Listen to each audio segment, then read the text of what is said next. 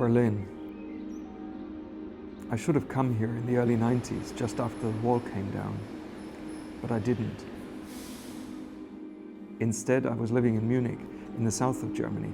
Life there was quieter, smaller, and in a way that suited me then. I moved to Berlin just over 10 years ago. I like being here now. The city still holds lots of open endings. And it is the capital, the political heart of this country.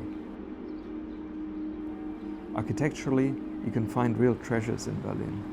This is one of them, Hansaviertel, a social housing project that was built in 1957. This was my first address in Berlin, the 𝐦𝐨𝐫𝐞 building. We lived on the second floor and my studio was on the sixth. I loved it so much I thought I could stay here forever. The project was conceived right after the war. It was an optimistic and visionary proposition for the future. Some of the best international architects of that time were asked to create new types of social housing.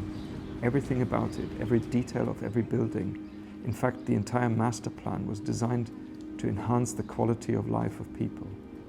Even now, 50 years later, you can feel this.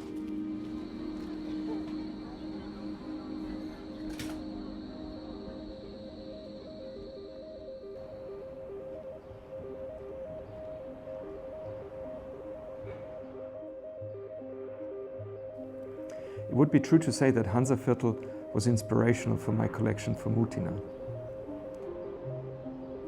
DIN stands for Deutsches Institut für Normierung, meaning German Institute for Standardization. In Germany, an A4 sheet of paper is called DIN A4. The DIN collection consists of 4 different tile sizes, following a strictly modular logic. The largest format is a 15 by 15 centimeter square tile. Cutting it in half creates the next smaller size, and so on. In Hansaviertel, the design of most of the buildings is based on the idea of modularity.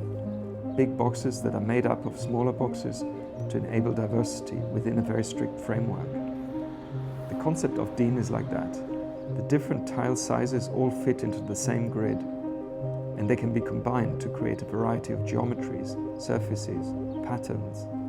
I like to think of a tile as the smallest unit in an architectural grid. The little square inside the box. Modularity creates flexibility. There are a lot of different ways to use DIN, from very basic to highly sophisticated. You can pick just one tile size in one finish, or you start combining different sizes in different colors and even vary between matte and glossy finishes. There's a very rational side to the collection. It is almost mathematical. A tile is something totally elementary, like a brick. What is so fascinating is that the little piece of ceramic, when multiplied, becomes a wall or a floor. It turns into architecture. But tiles are not just a material to build space. Tiles give space an identity, an atmosphere. Mutina pushed the industrial production towards an almost artisanal finish to bring out the emotional aspect of the material. Each tile has a great depth and warmth, which is in strong contrast with the hard, rational idea of DIN's modular logic. In the end, I think that adds true magic to the project.